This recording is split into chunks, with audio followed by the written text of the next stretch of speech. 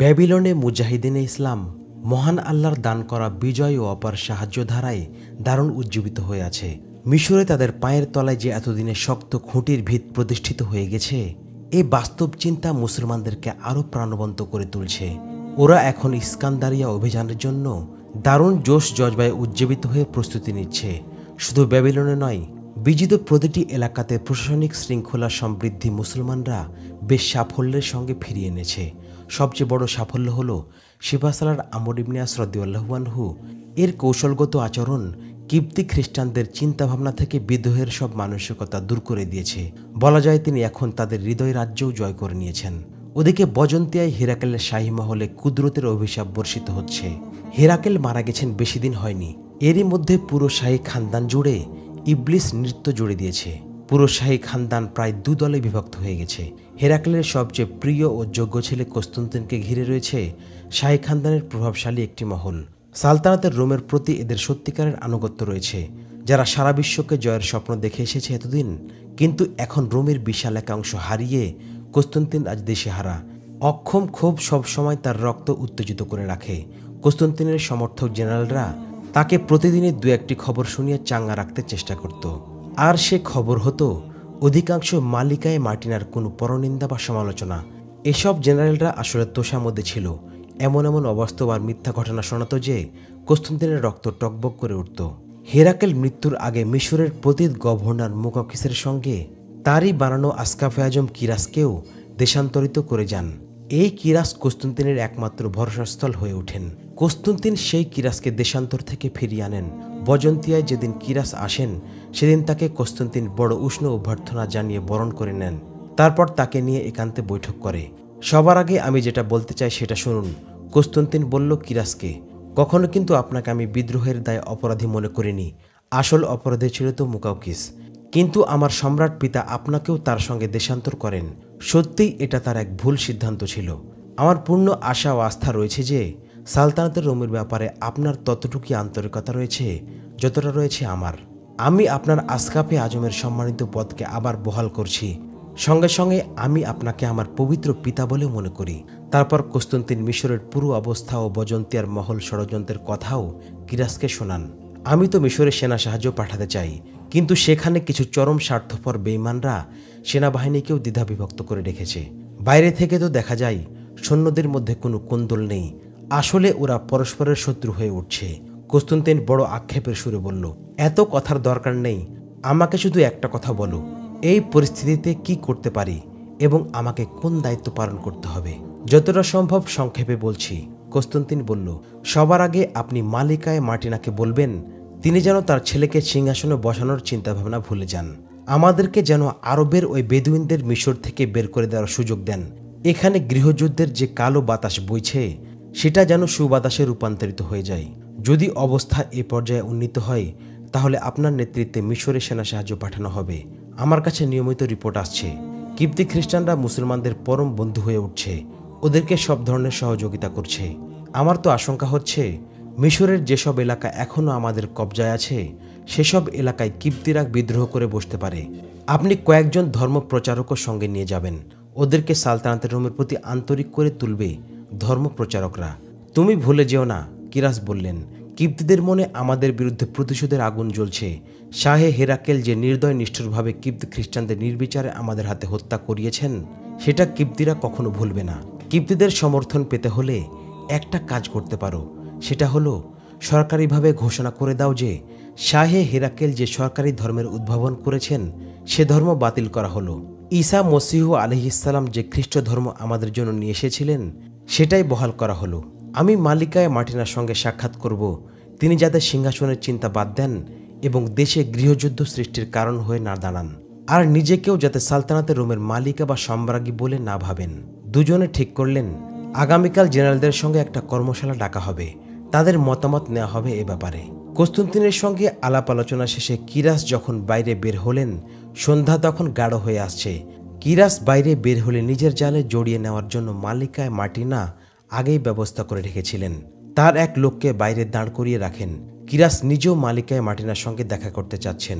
লোকটি কিরাসকে দেখে দ্রুত কাছে এসে সালাম দিয়ে ফিসফিস করে বলল, মালিকায় মার্টিনা আপনাকে এখনই ডাকছেন। কিরাসও দেরি না করে মার্টিনার সঙ্গে সাক্ষাতে চলে গেলেন।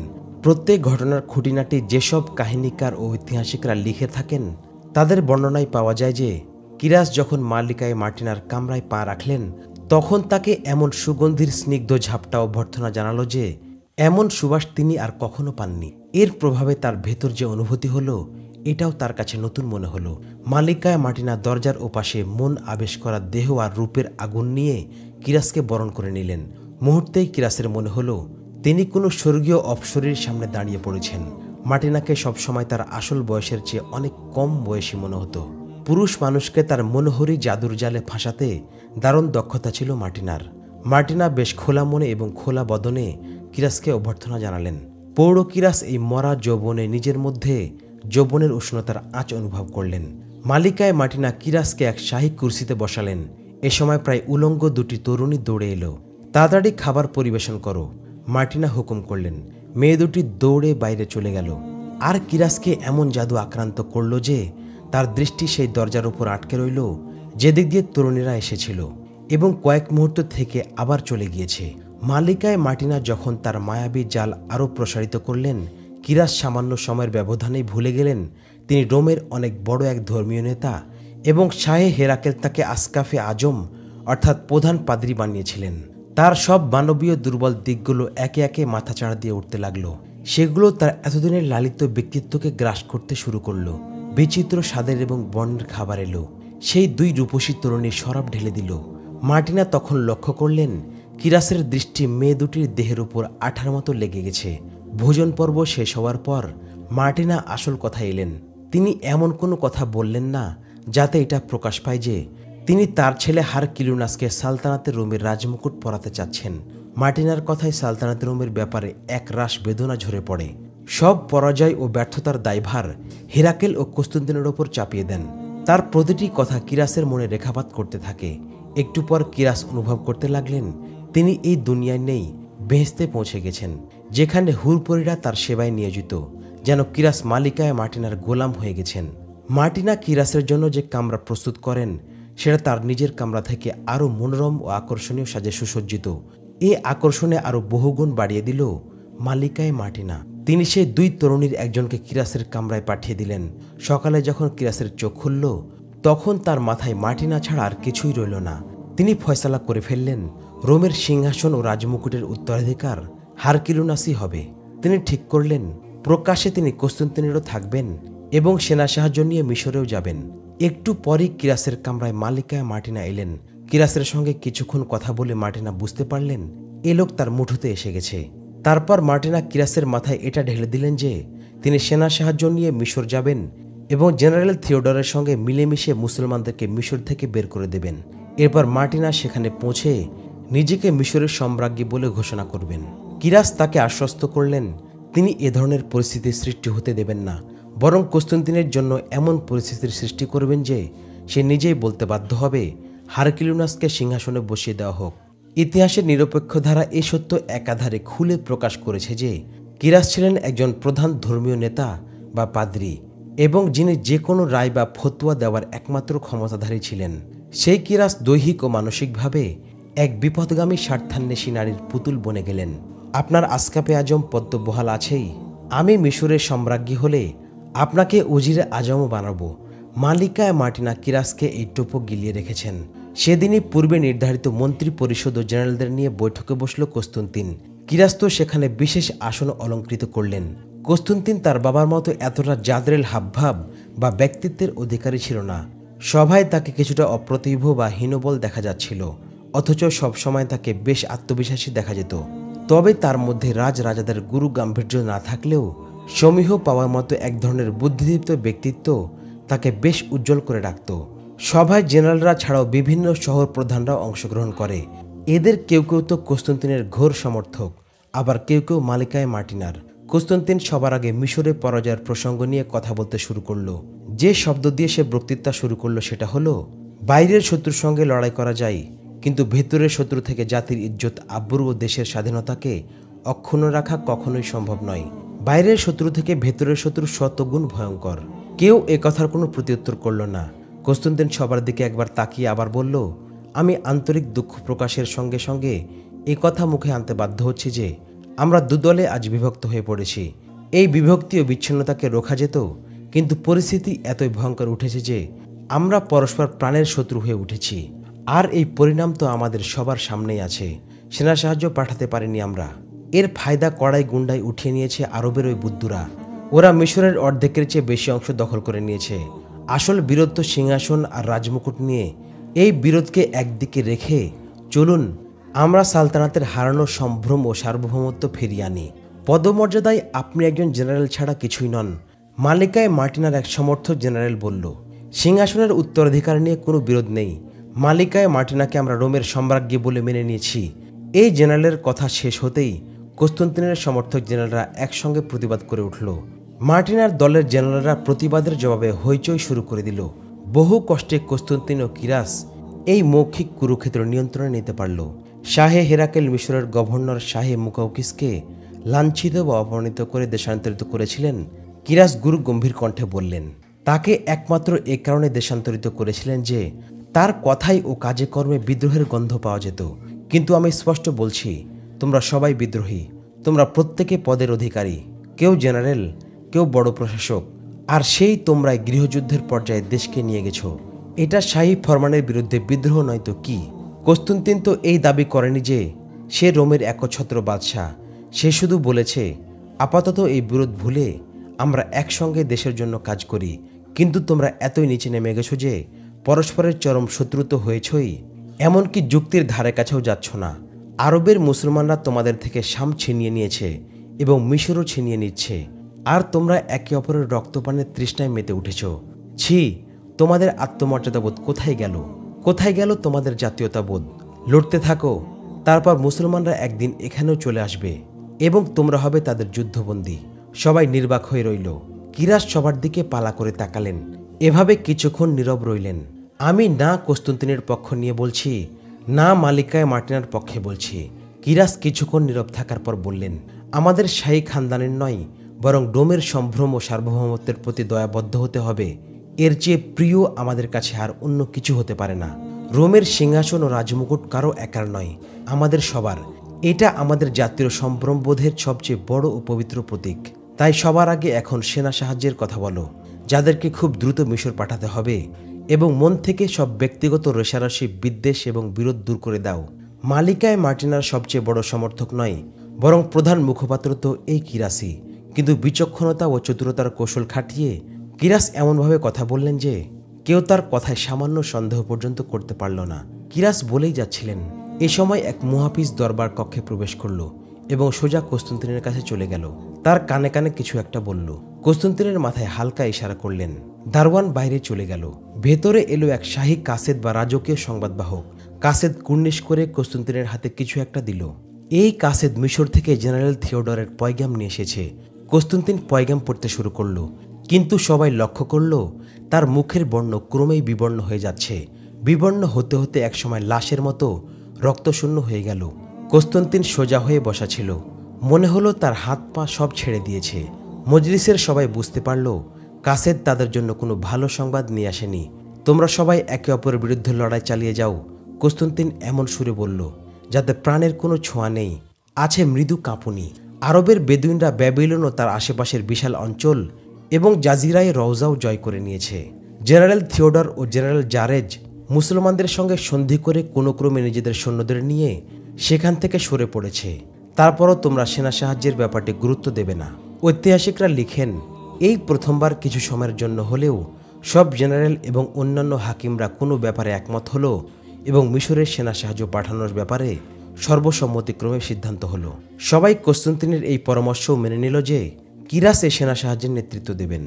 এমন নির্মম দুঃসংবাদ শুনে সবাই উপস্থিত সবাই প্রায় নির্বাক হয়ে পড়ে। পরক্ষণেই সবার নজর গিয়ে পড়ে কস্তুন্তিনের ওপর, কারণ কস্তুন্তিনের মাথা একদিকে ঢলে পড়েছে। হঠাৎ করে সে অজ্ঞান হয়ে গেছে। কিরাস ওই দুই জেনারেল একটু এগিয়ে গিয়ে দেখলেন কস্তুন্তিন একেবারে অজ্ঞান না হলেও তার অবস্থা বেশি সুবিধাজনক নয়। ভেতরে কোনো জটিল রোগ তার মধ্যে এতদিনে বাসা বেঁধেছে। ব্যাবিলনের খবর তার ভেতরের ক্ষীণ শক্তিটুকুও নিঃশেষ করে দিয়েছে। কস্তুন্তিনকে কয়েকজন ধরে দরবার কক্ষ থেকে তার শয়নকক্ষে নিয়ে শুইয়ে দিল। তখনই ডাক্তার চলে এলো, কিন্তু ব্যাবিলন হারানোর শোক ও আঘাত কস্তুন্তিনকে এমন জটিল ও মুমূর্ষু রোগে আক্রান্ত করল, সে কথা বলারও উপযুক্ত রইল না। সিংহাসন নিয়ে লড়াই, যুদ্ধ আর মিশরে সেনা সাহায্য পাঠানোর বিষয়টি একদিকে পড়ে রইল। মালিকায় মার্টিনা কিছুক্ষণের মধ্যে জানতে পারলেন কস্তান্তিনকে খুবই নাজুক অবস্থায় দরবার কক্ষ থেকে নিয়ে আসা হয়েছে। শুনেই মার্টিনা দৌড়ে গিয়ে কস্তান্তিনের শয়ন কক্ষে উপস্থিত হলেন এবং তার পালঙ্কে বসে 2-3 বার প্রায় ফোঁপাতে ফোঁপাতে কস্তান্তিনের কপালে চুমু খেলেন। এমন ব্যাকুল ভাব দেখালেন যেন তিনিই তার আপন মা। হে খোদা! মার্টিনা দুহাত আকাশের দিকে উঠিয়ে মুখটিও ঊর্ধ্বমুখী করে কান্নাসিক্ত কণ্ঠে বললেন, আমার ছেলেকে সুস্থ করে দাও, আমার প্রাণ নিয়ে নাও, আমার সন্তানকে সুস্থ করে দাও। আমি যেন ওকে আবার ঘোড়ার পিঠে দেখতে পারি, ওর চেহারা যেন আবার যৌবনের চমক দেখতে পারি। ডাক্তার এসে মার্টিনাকে কস্তান্তিনের ওপর থেকে উঠালো। কস্তান্তিনের নাড়ি দেখে নিল আগে। এই সে ডাক্তার যে মার্টিনার ইঙ্গিতে হেরাকেলকে চিকিৎসার আড়ালে বিষ দিয়েছিল। কান খুলে শুনে নাও ডাক্তার। মার্টিনা বেদনা কাতর ও কিছুটা ক্ষুব্ধ কণ্ঠে বললেন, আমার ছেলেকে দ্রুত সুস্থ করে তোলো, না হয় তোমাকে আমি জল্লাদের হাতে তুলে দেব। বেঁচে থাকার জন্য তোমাকে ছেড়ে দেব না। এই মুহূর্তে আমি আমার ছেলের জীবন ফিরে পেতে চাই। কামরায় যে কজন জেনারেল এবং উচ্চপদস্থ লোকেরা ছিল তারা মার্টিনার এই আবেগ ভরা ব্যাকুলতা দেখে হয়রান হয়ে গেল। মার্টিনার দু চোখে যেন অশ্রুর বাণ ডেকেছে। তার কান্না দেখে ওখানকার সবার চোখ ভিজে উঠল। সবাই তো জানত মার্টিনা তো কস্তান্তিনের চরম শত্রু। তিনি তো সব সময় কামনা করেন কস্তান্তিনের মৃত্যু, যাতে তার ছেলে হারকিউলিনাসকে বিনা বাধায় রাজার আসনে বসানো যায়। আশা করি ওষুধগুলো ঠিকমতো সেবন করালে দ্রুতই আরোগ্য লাভ করবেন। ডাক্তার তার জন্য ওষুধ দিয়ে মৌখিক সান্ত্বনা দিয়ে কামরা থেকে বেরিয়ে গেল। আমি এই ডাক্তারকে আরেকবার সতর্ক করে দিচ্ছি। ডাক্তার বের হয়ে যেতেই মার্টিনা একথা বলতে বলতে কামরা থেকে বেরিয়ে গেলেন। সে যদি মনোযোগ দিয়ে চিকিৎসা না করায় তাকে আমি জীবিত ছাড়ব না। ডাক্তার ধীরে ধীরে হাঁটছে আর ঘাড় ঘুরিয়ে পিছন দিকে তাকাচ্ছে। ডাক্তার নিশ্চিত জানে মার্টিনা তার পেছন পেছন আসবে। একটু পরেই মার্টিনাকে দেখা গেল। ডাক্তারের রুখ ঘুরে গেল মার্টিনার শাহী কামরার দিকে। সেই কামরায় ডাক্তার আগে ঢুকলো, তারপর ঢুকলো মার্টিনা। এরপর ভেতর থেকে দরজা বন্ধ হয়ে গেল। কি দিয়ে এসেছো? মার্টিনা ডাক্তারকে জিজ্ঞেস করলেন। খুব দ্রুত সুস্থ হয়ে যাবে? না, ডাক্তার একগাল হেসে বলল। কস্তান্তিনের রোগের ধরনটা কি তাও নির্দিষ্ট করে বোঝা যাচ্ছে না, তবে বুকের অবস্থা খুবই খারাপ। বড় কষ্টে কিছুটা সুস্থ হতে পারে, তবে খুব বেশি আশাও করা যায় না। মার্টিনাকে তার বাহুবন্দি করে নিজের একগাল মার্টিনার মুখের সঙ্গে লাগিয়ে জিজ্ঞেস করল, ওহে সম্রাজ্ঞী, তুমি কি চাও তা কি বলবে না? তুমি কি জানো না? মার্টিনা উল্টো জিজ্ঞেস করলেন। আমি তাই চাই যা হেরাকেলের অসুস্থতার সময় চেয়েছিলাম, তার চিকিৎসাও সেভাবেই করো। ওকে খুব দ্রুত এবং খুব যত্নের সঙ্গে ওর বাপের কাছে পাঠিয়ে দাও। সেই পরজগতেই তার বাপ তাকে সিংহাসনে বসাবেন। চমৎকার বলেছ। আজ তো ওকে আমি সঠিক ওষুধই দিয়েছি, তবে কাল থেকে ওর বাপের মতোই সেরা চিকিৎসা সে পাবে। তবে খুব দ্রুত। বেশি তাড়াতাড়ি হলে আমরা ধরা পড়ে যাব। কয়েকদিন যেতে দাও। তাড়াহুড়া করলে সন্দেহ সৃষ্টি হতে পারে। তোমার মনের খায়েশ অবশ্যই আমি পূর্ণ করব, তবে কিছুটা রয়ে সয়ে কাজ করতে দাও। মালিকায় মার্টিনা তাকে সোনার 2টি বড় বড় টুকরো দিলেন। এতটুকুই যথেষ্ট নয়, তুমি তো জানোই আমার আরও নজরানা চাই। তাও পেয়ে যাবে। মার্টিনার মুখে শয়তানি হাসি খেলে গেল। রাতে আগের চেয়ে অনেক সুন্দরী নজরানা পাঠিয়ে দেব। নির্ভরযোগ্য ঐতিহাসিকরা লিখেছেন, এই ডাক্তার 7-8 দিন কস্তান্তিনের চিকিৎসা করে। প্রতিদিনই এসে তাকে দেখে এবং বিভিন্ন দিক নির্দেশনা দিয়ে এই সান্ত্বনা দিত, আপনি খুব দ্রুত সুস্থ হয়ে যাবেন। একদিন ডাক্তার কস্তান্তিনকে ওষুধ দেওয়ার সময় মার্টিনাও সেখানে উপস্থিত রইলেন। প্রতিদিনের মতো ডাক্তারকে হত্যার হুমকি ধামকি দিতে লাগলেন। ডাক্তার কাতর ও জড়সড় হয়ে মাথা নিচু করে রাখল, যেন ভয়ে আদমারা হয়ে যাচ্ছে। আমি হয়তো আর কোনোদিন সুস্থ হব না। কস্তান্তিন ক্ষীণ আওয়াজে বললেন, আমার রোগ আসলে শারীরিক নয়। যে চরম জখম হয়েছে আমার অন্তর, এর কোনো চিকিৎসা নেই। মার্টিনা যেন ফুপাতে ফুপাতে তার উপর গড়িয়ে পড়লেন। দুঃখে বেদনায় আকুল হয়ে কস্তান্তিনকে চুমু খেতে লাগলেন। বেটা আমার। মার্টিনা 2 চোখে অশ্রুসিক্ত করে বললেন, আমার ছেলে, এমন কথা মুখেও এনো না। আমার মন এভাবে টুকরো করে দিও না, তাহলে তো আমিও বাঁচব না রে বেটা। কস্তান্তিনের চোখও ছলছল হয়ে উঠল। বেটা, তুমি অবশ্যই সুস্থ হয়ে উঠবে। নিজেকে এমন হতাশ মনে করো না, মার্টিনা বললেন। কস্তান্তিনের জন্য যদি কেউ সত্যিকার অর্থে বেদনাহত হয়ে থাকে, সে হলো তার যুবক ছেলে কোস্তানিস। সে জানে তার বাপ যে আঘাত পেয়েছে, মানসিকভাবে এটাই তার জন্য কাল হয়ে দাঁড়াবে। হেরাকেল যেভাবে কস্তান্তিনকে অনেক বড় যোগ্য জেনারেল করে তুলে, কোস্তানিসকেও তেমন যোগ্য করে তোলে কস্তান্তিন। এই চিন্তায় কস্তান্তিনকে কুড়ে কুড়ে খাচ্ছে যে হেরাকেল ও কস্তান্তিনের পর সিংহাসনের উপযুক্ত এবং সত্যিকার দাবিদার তো কোস্তানিসই। কিন্তু মালিকায় মার্টিনা কঠিন শিলা পাহাড় হয়ে প্রতিবন্ধক হয়ে দাঁড়িয়েছেন। কস্তুন্তিন কেন? শাহী খানদানের সবাই জানে মার্টিনার ছেলে হারকিউলিনাস বাদশাহ হওয়ার যোগ্যতা দূরের কথা, শাহী মহলেও থাকার উপযুক্ত নয়। তার ছেলে যে এক আউয়ারা শাহজাদা, এ তো মার্টিনাও মনে মনে স্বীকার করেন। বাপের অবস্থার কারণে কোস্তানিস ইদানিং মীরার সঙ্গে দেখা করতে পারছে না। মীরা শাহী মহলের মেয়ে হলেও কস্তুন্তিন যে কঠিন রোগে আক্রান্ত সেটা সে জানে না। সেটা তার জানার কথাও নয়, কারণ শাহী মহলের কারো অসুস্থতার খবর কাউকে জানতে দেওয়া হতো না। রাজাদের নিয়ম এটা। একদিন শাহী মহলের এক মধ্যবয়স্কা পরিচারিকা কোস্তানিসকে এসে জানালো, মীরা আজ রাতে অমুক সময় অমুক জায়গায় তার জন্য অপেক্ষা করবে। মীরাকে গিয়ে বলো আমি সময় মতো এসে যাব। কোস্তানিস পরিচারিকাকে কিছু বকশিস দিয়ে বলল। রাতে শাহী মহলের বাগানের এক কোণে দুজনের সঙ্গে দুজনের দেখা হলো। কোস্তানিসকে দেখে মীরা তার বুকে এমনভাবে ঝাঁপিয়ে পড়ল যেন হারানো স্বামীকে তার স্ত্রী বহুদিন পর খুঁজে পেয়েছে। মীরার মনে হলো কোস্তানিস কিছুটা চিন্তিত এবং অন্যমনস্ক। আমার কাছে এসে তুমি এমন উদাস এবং অন্যমনস্ক হয়ে গেলে কেন? মীরা জিজ্ঞেস করল কোস্তানিসকে। আমার বাবা বড়ই অসুস্থ, দিন দিন তার অবস্থা খারাপের দিকে যাচ্ছে, বাঁচে কিনা খোদাই জানেন। বলতে বলতে কোস্তানিসের গলা ধরে এলো। মীরা ব্যাকুল হয়ে একসঙ্গে অনেকগুলো প্রশ্ন করে ফেলল। কি অসুখ? কবে থেকে তিনি অসুস্থ? তার চিকিৎসা করছে কে? সেই ডাক্তারকে তুমি মনে হয় চেনো। এই ডাক্তারই আমার দাদা হেরাকালের চিকিৎসা করেছে। না না, এ হতে পারে না। মীরা ভীষণভাবে চমকে উঠে কোস্তানিসের কাঁধ খামচে ধরে তীব্র সুরে বলল, আজই সেই ডাক্তারকে সরিয়ে দাও, তার জায়গায় অন্য কোনো ডাক্তারের চিকিৎসা করাও। তুমি আগেও আমার কথা বিশ্বাস করনি এবং উড়িয়ে দিয়েছিলে। এই ডাক্তার যখন শাহে হেরাক্লের চিকিৎসা করেছিল তখনও তোমাকে বলেছিলাম ডাক্তার ভুল চিকিৎসা করাচ্ছে, ভুল ঔষধ দিচ্ছে, সম্ভবত সেই ঔষধে বিষ মেশানো থাকে। তুমি আমার কথা উড়িয়ে দিয়েছিলে। আর এর কয়েকদিন পরই তোমার দাদার মৃত্যু হয়। আজও আমি বিশ্বাস করি সেই ডাক্তারই শাহে হেরাকেলকে বিষাক্ত ওষুধ দিয়ে মেরে ফেলেছে। তোমার বাবাকেও এভাবে মেরে ফেলবে। এটা মালিকায় মার্টিনার চক্রান্ত। তোমার বাবাকে মেরে তার ছেলেকে সিংহাসনে বসাবে। তোমার বাবাই তো তার পথের সবচেয়ে বড় কাঁটা। কোস্তানিস আগের মতো এখনও মীরার কথায় খুব একটা মনোযোগ দিচ্ছিল না, কিন্তু মীরার অন্তরে কোস্তানিসের যে উন্মুক্ত ভালোবাসা আর প্রেম, তার উক্ত আঁচে অবশেষে কোস্তানিস মীরার কথা মানতে বাধ্য হলো। পরদিন সকালে কোস্তানিস তার বাবা কস্তুন্তিনকে বলল সে বর্তমান ডাক্তারকে বদলাতে চায়। সে তার বাপকে আর কোনো কথা বলল না। মীরার সন্দেহ বরং তার নিশ্চিত বিশ্বাসের কথা তার বাবার কান পর্যন্ত পৌঁছালো না। কস্তুন্তিন তো অনেক আগেই নিজের সুস্থতার ব্যাপারে হতাশ হয়ে গেছে, তাই নিজের ছেলেকে অনুমতি দিয়ে দিল ডাক্তার পাল্টানোর। কোস্তানিস নিজে গিয়ে আরেকজন শাহী ডাক্তার নিয়ে এলো। এই ডাক্তারকে নিয়োগ দিয়ে আগের ডাক্তারের কাছে খবর পাঠিয়ে দিল তাকে আর চিকিৎসার জন্য আসতে হবে না। নয়া ডাক্তার 3-4 দিন চিকিৎসা করলো, কিন্তু কস্তুন্তিনের সামান্য উন্নতি হলো না। দিন দিন রোগ বাড়তেই লাগলো। একদিন কোস্তানিস নয়া ডাক্তারকে জিজ্ঞেস করলো, আমার বাবার সুস্থতার কি আসলে কোনো আশা আছে?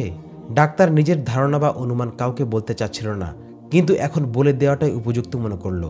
ডাক্তার বলল, তোমার বাবার যে অবস্থা, এটা বিষাক্ত বা ভুল কোনো চিকিৎসায় কিংবা বিষাক্ত কোনো জিনিস খাওয়ার কারণেই এই অবস্থা হতে পারে।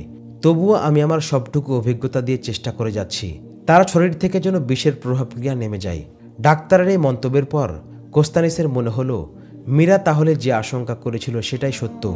নতুন ডাক্তার তার জীবনের সব অভিজ্ঞতা প্রয়োগ করে চিকিৎসা চালিয়ে গেল। ডাক্তার দিনরাত একাকার করে কস্তুন্তিনের কামরায় উপস্থিত রইল বেশ কয়েকদিন।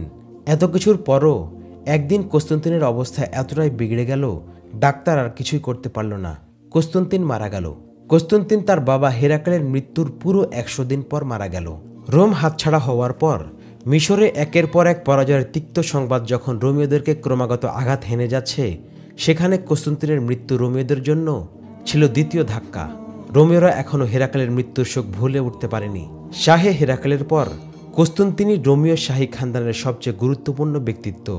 মহল, ষড়যন্ত্র, শাহী খানদানের বিপর্যয় ইত্যাদি যাই হোক, কস্তুন্তিনকে সাধারণ মানুষ হেরাক্লের আসল স্থলাভিষিক্ত মনে করত। সঙ্গে সঙ্গে পিতার সমতুল্য জেনারেলও মনে করত সবাই। কস্তুন্তিনের মৃত্যুর খবর খুব দ্রুত বজন্তিয়ায় ছড়িয়ে পড়ল। সব জেনারেল ও মন্ত্রী, উচ্চপদস্থ সরকারি কর্মকর্তারা সংবাদ পেয়ে কস্তুন্তিনের মহলে ছুটে এলো। সবার আগে এলেন কিরাস। এমন আকস্মিক শোকে সবাই যেন পাথর হয়ে গেছে। বিশেষ করে তার ছেলে কোস্তানিস বেশ কিছুক্ষণ কথাই বলতে পারল না। কিন্তু মালিকায় মার্টিনা এমন শোকস্তব্ধ হয়ে গেলেন যেন তার পেটের ছেলে মারা গেছে। কান্না ছাড়া কোনো কথাই বলতে পারছিলেন না। কান্নাসিক্ত হয়ে ঘুরে ঘুরে এমনভাবে এটা ওটার হুমকি দিতে লাগলেন যে তিনি এখন রোমের সম্রাজ্ঞী। কস্তুন্তিনের ছেলে কোস্তানিস নির্বাক হয়ে একদিকে বসে আছে। তার চোখে মুখে শোকের গভীর ছায়া থাকলেও মুখের পেশিগুলো টান টান হয়ে আছে। সেটা যে ক্ষোভ আর আক্রোশের কারণে, এটা চেহারা পড়লেই বোঝা যায়। যুবক শাহজাদা কোস্তানিস নিজের অদৃশ্য রাগকে সামলে রাখতে আপ্রাণ চেষ্টা করছে। জেনারেল, বড় বড় হাকিমরা, উজির মন্ত্রীরা, বড় বড় শিক্ষাবিদ ও বিজ্ঞজনরা এবং শীর্ষ প্রজ্ঞাজনরা একে একে কাতারবন্দি হয়ে কস্তুন্তিনের লাশের সামনে দিয়ে যাচ্ছে এবং উচ্চ কিংবা অনুচ্চ শব্দে প্রত্যেকেই কিছু না কিছু বলছে। আজ রোমের ইস্কান্দারিয়া আজম দুনিয়া থেকে চলে গেলেন। সালতানাতের রোম এক কিংবদন্তি জেনারেল থেকে বঞ্চিত হয়ে গেল। রোমের শত্রুদের জন্য কস্তুন্তিনের নাম ছিল এক ত্রাস। কস্তুন্তিন মরতে পারে না, তার আত্মা সালতানাতের রোমের দুশ্মনের ধ্বংস করে দেবে। কস্তুন্তিন কোস্তানিসের রূপে আবার পৃথিবীতে ফিরে আসবে। এক মহান জেনারেল এমন সময় চলে গেলেন যখন রোমের জন্য তার উপস্থিতি বড় প্রয়োজন ছিল। কস্তুন্তিন ছাড়া সালতানাতের রোম তো অর্থহীন হয়ে পড়ল। কস্তুন্তিন ছিলেন রোমকদের গর্ব আর অহংকারের প্রতীক। কস্তুন্তিনবিহীন সালতানাতের রোম যেন খুঁটিবিহীন ঘর। মালিকায় মার্টিনা শোকে বিহব্বল হয়ে এদিক ওদিক ঘুরছেন। তার কাঁধ সামনের দিকে এমনভাবে ঝুঁকে রয়েছে যেন বড় কষ্টে তিনি এ শোকের আঘাতের বোঝা কাঁধে উঠিয়ে নিয়েছেন। তিনি দেখলেন সবাই কস্তুন্তিনের লাশের সামনে দিয়ে যাচ্ছে আর কিছু না কিছু বলছে। মার্টিনাও কস্তুন্তিনের লাশের সামনে গিয়ে দাঁড়ালেন। আকাশের দিকে হাত উঠিয়ে বলতে লাগলেন, হে খোদা, তুমি আমার একমাত্র ছেলে হারকিলিউনাসের প্রাণ নিয়ে নিতে, কস্তুন্তিনকে জীবিত রাখতে। আমি আমার পুত্র হারানোর শোক সয়ে যেতাম, কিন্তু কস্তুন্তিনের শোক আমি সইতে পারছি না। তুমি এক মিথ্যাবাদী ও প্রতারক নারী। কোস্তানিস উঠে দাঁড়িয়ে কম্পিত ও উঁচু গলায় বলল, মার্টিনা, আমার বাবাকে তুমি বিষ দিয়ে মেরেছ। আমার দাদা হেরাকেলকেও তুমি বিষ প্রয়োগ করে মেরেছ। তোমার চোখে যে অশ্রু, সেটা আসলে হিংস্র খুনির চোখের পানি। আকাশের দিকে উত্তোলিত মার্টিনার হাত দুটো নেমে এলো। তিনি কিছুই বলতে পারলেন না। সেখানে যারা এসেছিল সবার সাড়া শব্দ বন্ধ হয়ে গেল। কোস্তানিস যা বলল সেটা ছিল অনেক বড় অপবাদ। এই নিঃশব্দ থেকে কত বড় তুফান পাকিয়ে উঠবে সেটা অনুমানও করা যাচ্ছে না। কিরাস একটা চেয়ারে বসা ছিলেন। উঠে ছুটে গেলেন কোস্তানিসের দিকে। কোস্তানিসকে ধরে সস্নেহে জড়িয়ে ধরলেন। আমার প্রিয় বেটা, কিরাস নরম সুরে কোস্তানিসকে বললেন, অসহনীয় এক শোকতপ্ত অবস্থায় তুমি রয়েছ। এ সময় ধৈর্যের সঙ্গে পরিস্থিতির মোকাবেলা করতে হয়। এ ধরনের অর্থহীন কথা মুখ থেকে বের করো না। আমি যা কিছু বলছি সজ্ঞানে ও ঠান্ডা মাথায় বলছি। কোস্তানিস এক ঝটকায় কিরাসের হাত থেকে ছুটে বলল, ওই প্রতারক নারী আমার দাদা ও আমার বাবাকে বিষ খাইয়ে হত্যা করেছে। সে সালতানাতের রোমের রগ রেশায় হাড় মজ্জায় বিষ ঢেলে দিয়েছে। সেখানে হারকিলিউনাসও রয়েছে। কোস্তানিসের কথা শেষ হতেই সে উঠে দাঁড়ালো এবং তলোয়ার বের করে ফেলল। আমার মায়ের উপর এত বড় অপবাদ? হারকিলিউনাস চ্যালেঞ্জ করল। এদিকে আমার সামনে আয়, আমি তোকে এই অপবাদের জবাব দিচ্ছি। কোস্তানিস তো আগে থেকেই রাগে আক্রোশে ফেটে পড়ছে। সেও তলোয়ার বের করে হারকিলিউনাসকে চ্যালেঞ্জ ছুড়ল। এ সময় এক বর্ষিয়ান লোক দৌড়ে এসে ওদের মাঝখানে দাঁড়ালেন। সঙ্গে সঙ্গে কিরাসও ওখানে এসে গেল। এরা না এলে দুই শাহজাদা এতক্ষণে রক্তে রঞ্জিত হয়ে যেত। থামো তোমরা, মার্টিনা বড়ই গুরু গম্ভীর কণ্ঠে বললেন, আমার হুকুম মানো তোমরা দুজন। তলবার কোষবদ্ধ করো। তুমি সালতানাতের রোমের মালিকা নও। কোস্তানিস দাঁত কিড়মিড়িয়ে বলল, তুমি মালিকা? এমন কোনো শাহী ফরমান জারি হয়নি। কে সিংহাসনের উত্তরাধিকার হবে এর ফয়সালা এখনো হয়নি। হুকুম দেওয়ার অধিকার আমারও আছে। ওখানে যারা আছে সবাই দেশের উচ্চপদস্থ হর্তাকর্তা, দায়িত্বশীল সবাই। পরিস্থিতির নাজুকতা সবাই বুঝতে পারছে। সবাই নিজ নিজ আসন ছেড়ে উঠে দাঁড়ালো। দুই শাহজাদার মাঝখানে এসে প্রতিবন্ধক হয়ে পড়ল। এক বিশাল হট্টগোলের মতো অবস্থার সৃষ্টি হলো। কোস্তানিসকে কেউ শান্ত করতে পারছে না। সে বারবার বলছে, ওই ছেলে আমাকে চ্যালেঞ্জ ছুড়েছে। আর ওই চরিত্রহীন মহিলাকে বলো নিজেকে যেন মালিকায় রোম না বলে। দুজনকে বেশ দূরত্বে বসিয়ে দেওয়া হলো। যে বর্ষিয়ান লোকটি সবার আগে দুই শাহজাদার মাঝখানে এসে দাঁড়িয়েছিলেন, তিনি সবার মধ্যমণি হয়ে সবাইকে হাত নেড়ে নেড়ে শান্ত করতে লাগলেন। বার্ধক্যের অশক্ত হাত বারবার কেঁপে উঠছে। তার শ্বেত বাদামি বর্ণের চেহারার গভীর রেখাগুলো বলছে এগুলো পার্থিব লীলা খেলার সাক্ষী হয়ে আসছে শতবর্ষ ধরে। শাহী খানদানের নিশ্চয় গুরুত্বপূর্ণ কোনো সদস্য তিনি। তার গলার আওয়াজে বার্ধক্যের কম্পমান গাম্ভীর্যতা ছাড়াও একটা গভীর আন্তরিকতার পরশ মন ছুঁয়ে যাচ্ছে। শাহী মহলে নিশ্চয় আগ থেকে তার বেশ প্রভাব ছিল। তার কথায় সবাই নীরব হয়ে গেল। তোমরা সবাই আজ ব্যক্তিত্বহীন হয়ে গেছ, এই শুভ্র কেশধারী বৃদ্ধ বললেন। আজ আমি এমন কথা বলবো যা কোনো প্রজা শাহী মহলে দাঁড়িয়ে বলার কল্পনাও করেনি কোনোদিন। তোমরা একে অপরের রক্ত ঝরানোর আগে আমার কথাগুলো শুনে নাও। তারপর তোমরা তোমাদের তলোয়ার আমার বুকে গেঁথে দিও। সবাই মনে হয় জানো, শতবর্ষ পেরিয়ে গেছে আমার বয়স। তোমরা সবাই এও দেখেছ, সালতানাতের রোম সাগর পেরিয়ে মিশর, শাম ও ইরাক পর্যন্ত বিস্তার লাভ করেছিল। তারপর পালা ছিল আরবকে রোমের সীমানাভুক্ত করার। শাহে হেরাকেল বলতেন, পারস্যকে পদানত করে রোমের সালতানাত হিন্দুস্তান পর্যন্ত বিস্তার লাভ করবে। নিজেদের সালতানাতের এই শক্তিমত্তা তোমরাও দেখছ। এই সালতানাতের পরিধি বাড়ানোর জন্যই হেরাকেল কাইসারের রোম ফোকাসের গদি উল্টিয়েছিলেন। সে সময়টা আমার খুব ভালো করেই মনে আছে। ফোকাস ভোগবিলাসে ডুবে যাওয়া এক বাদশাহ ছিলেন। তিনি নিজেই সালতানাতের রোমের জন্য অনেক বড় বিপদের কারণ হয়ে উঠেছিলেন। বলতে বলতে শতবর্ষী বৃদ্ধের গলা শুকিয়ে এলো। চেয়ে এক গ্লাস পানি পান করে নিলেন। তারপর আবার বলতে শুরু করলেন। হেরাকেল তো ছিলেন একজন সুদক্ষ ও বিচক্ষণ জেনারেল। তিনি কৌশলে শাহে ফোকাসকে গ্রেপ্তার করেন এবং হত্যাও করেন। তারপর বিজয় অভিযানে বেরিয়ে পড়েন। তার সাফল্য আর বিজয় ধারা তোমরা তো দেখছই। হেরাকেল অগ্নিপূজকদেরকে মিশর থেকে তাড়ালেন। তারপর শাম থেকে বেদখল করলেন। তারপর ইরাক থেকে তাড়ানোর পালা ছিল। এ কাজ আরবদের মুসলমানরা করে দিয়েছে। আরবদের শক্তিই বা কী ছিল? হেরাকেল বলতেন, এই মুষ্টিমেয় আরবকে এক চড়াই আরবে পাঠিয়ে দিবেন। কিন্তু এরপর কি হলো? এই গুটি কয়েক আরব সালতানাতের রোমের উপর বজ্র নিনাদ হয়ে চেপে বসেছে। কেন? কিভাবে? ওদের কাছে কি জাদু ছিল, যার শক্তিতে ওরা আমাদেরকে শাম থেকে গলা ধাক্কা দিয়ে বের করে দিয়েছে এবং মিশরও প্রায় জয় করে নিয়েছে? অন্যদিকে পারসিকদেরকেও একই পরিণতি বরণ করতে হয়েছে। আমি তোমাদেরকে এসব প্রশ্নের উত্তর দিতে চাই। এর উত্তর না শুনলে তোমাদের আরও পস্তাতে হবে। তোমাদের ধ্বংসের প্রথম কারণ হলো হেরাকেল আমাদের ধর্মে হস্তক্ষেপ করেন। ধর্মে অধর্ম মিশ্রণ করে ঈসা মসীহকে তিনি ধোঁকা দিয়েছেন। এর পরিণামে ধর্ম দুভাগে বিভক্ত হয়ে পড়েছে। একজন মান্যবর আসকাফে আজম ছিলেন। তারপর হেরাকেল আরেকজন আসকাফে আজম নিযুক্ত করেন। সালতানাতের রোমের উপর শাহে হেরাকেলের এই পাপের অভিশাপ পড়েছে। হেরাকেলের বানানো আসকাফে আজম আমাদের মধ্যে রয়েছেন। তিনি নিশ্চয়ই অসন্তুষ্ট হবেন। আমার কাছে তার সন্তুষ্টি অসন্তুষ্টি নয়, সালতানাতের রোমের সম্ভ্রমবোধ অনেক বেশি প্রিয়। আশা করি কিরাস অস্বীকার করবেন না। তিনি মানব হত্যা ও নির্যাতন চালিয়ে হেরাকেলের সরকারি খ্রিস্ট ধর্ম গ্রহণ করতে প্রজাসাধারণকে বাধ্য করেন। ঈসা মসীহ আমাদেরকে প্রেম ভালোবাসার পয়গাম দিয়েছেন। শাহে হেরাকেল এবং কিরাস নিরাপদ ও সত্যিকার ধর্মানুরাগীদের নির্বিচারে রক্ত ঝরিয়েছেন। আমাদের দুশ্মন যারা, তারা তো দুশ্মন ছিলই। ঘটনা হলো, আমাদেরই ভাই কিপ্তি খ্রিস্টানরাও সালতানাতের রোমের দুশ্মন হয়ে গেল। জানো আরবের মুসলমানরা কি করে এমন সাফল্য পেল? শতবর্ষী বর্ষিয়ান লোকটি এক নাগারে বলে যাচ্ছেন, শুধু এজন্য যে তারা নিজেদের ধর্মকে বিভক্তি মুক্ত রেখেছে, এক আল্লাহ এবং তাদের এক কিতাবের অনুসরণ করেছে। তারপর সবার মধ্যে রয়েছে দারুণ একতা ও ভালোবাসার সম্পর্ক। আমি এটা বলতে যাব না যে মুসলমানদের ধর্ম সত্য, কিন্তু আমি এটা অবশ্যই বলবো যে এই মুসলমানরা সত্যপ্রিয়, নিজেদের ধর্ম বিশ্বাসের অনুরাগী। কোনো ধর্মই রক্তপাত, জুলুম, অত্যাচার এবং জোর জবরদস্তির মাধ্যমে প্রসার লাভ করতে পারে না। আমি আমার বক্তব্যকে নিরপেক্ষ রেখে বলবো, মুসলমানরা নিজেদের অসাধারণ চরিত্র মাধুরী দিয়ে অমুসলিমদেরকে ইসলামের ছায়াতলে নিতে সক্ষম হয়েছে। তোমরা দেখবে, পরবর্তী প্রজন্মও দেখবে এবং প্রত্যেক যুগের প্রতিটি কথা লিপিবদ্ধ ঐতিহাসিকরা অনাগত জাতিকে বলবে, যেদিন আমাদের মতো মুসলমানরাও নিজেদের ধর্মকে বহুকালে বিভক্ত করে ফেলবে, সেদিন থেকেই তাদেরও পতন শুরু হয়ে যাবে। তোমাদের নিশ্চয় এই অভিজ্ঞতা রয়েছে। ফেরকা বিভক্ত হওয়া সবচেয়ে বড় ক্ষতি যেটা হয়, সেটা হলো নিজেদের শত্রুদেরকে চিহ্নিত না করে, তাদের থেকে নিজেদেরকে না বাঁচিয়ে বিভক্ত দলগুলো পরস্পরকে পরস্পরের দুশ্মন মনে করে নিজেদেরকে গৃহযুদ্ধে জড়িয়ে ফেলে। তখনই বহিঃশত্রুরা তাদের উপর সুযোগ বুঝে ঝাঁপিয়ে পড়ে। আরও কয়েকশো বছর পর মুসলমানদের পরিণামও তাই হতে পারে। তারাও আমাদের মতো প্রতিটি ময়দানে পরাজয়ের তিক্ত স্বাদ নিয়ে পালিয়ে যেতে পারে। বর্ষিয়ান সেই ব্যক্তি আবারও কয়েক ঢোক পানি খেয়ে নিলেন। তিনি বলে যাচ্ছেন অক্লান্ত। সবাই শুনছেও পিনপতন নীরবতা নিয়ে। যে জাতির কর্ণধারদের মধ্যে ক্ষমতা, নেতৃত্ব লাভের নিকৃষ্ট লোভ জন্মে যায়, তাদের পতন অনিবার্য।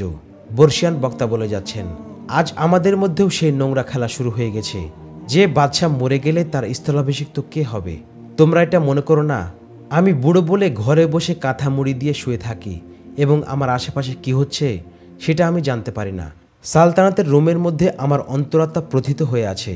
আমার ব্যক্তিগত সোর্স সবসময় তৎপর থাকে এবং প্রতিটি খবর আমার কাছে পৌঁছে দেয়। আমি জানি শাহী মহলে কী সব নাটক হরহামেশা রচিত হচ্ছে। তোমরা সিংহাসনের লোভে একে অপরের বিরুদ্ধে ষড়যন্ত্র করছো এবং তোমাদের তলোয়ারও পরস্পরের বিরুদ্ধে আজ কোষমুক্ত হয়ে পড়েছে। কিন্তু আরবীয় মুসলমানদের মধ্যে এ ধরনের কোনো বিরোধ বিদ্বেষ নেই। তাদের কোনো সিংহাসনও নেই নেই রাজমুকুটও। তাদের সব কিছুর কেন্দ্রবন্ধু এক আল্লাহ, যার হুকুম সবাই মেনে থাকে। আজ তোমরা তলওয়ার দিয়ে সিংহাসনের উত্তরাধিকারের সমস্যার সমাধান করা শুরু করেছ, আর এটাই এক ভয়ঙ্কর প্রথায় পরিণত হবে। আর শেষ হবে সেখানে যেখানে মুসলমানরা রোম সাগর পাড়ি দিয়ে এখানে এসে তাদের ঝান্ডা উড়াবে, আর তোমাদের তখত ও তাজ রোম সাগরে ফেলে দেবে। এখন জটিল সমস্যা যেটা দাঁড়িয়েছে সেটা হলো, মার্টিনা নিজেকে সালতানাতে রোমের মালিকা বানিয়ে বসে আছেন, আর কোস্তানিস সন্দেহ করছে শাহে হেরাকেল ও কস্তান্তিনকে মার্টিনা বিষ প্রয়োগ করে হত্যা করেছেন। আমার মনে হচ্ছে এর কোনো প্রমাণ নেই, এটা ভিত্তিহীন এক অভিযোগ। কোস্তানিস এই অভিযোগের প্রমাণ পেশ করুক। এক জেনারেল যে মার্টিনার সমর্থক হয়ে উঠে দাঁড়িয়ে এ আওয়াজ তুলল, মালিকার উপর এ ধরনের অভিযোগ উত্থাপন করা অতি জঘন্য ও ভয়াবহ এক অপরাধ। তার কথা শেষ হতেই চারদিক থেকে একই আওয়াজ উঠতে লাগলো, হ্যাঁ হ্যাঁ, কোস্তানিস প্রমাণ পেশ করুক। কয়েকটি আওয়াজ এমনও উঠল, যদি সে প্রমাণ পেশ করতে না পারে তাহলে সিংহাসনের উত্তরাধিকার থেকে তাকে খারিজ করে দেয়া হবে। আমি অবশ্যই প্রমাণ পেশ করব, কোস্তানিস উঁচু আওয়াজে বলল।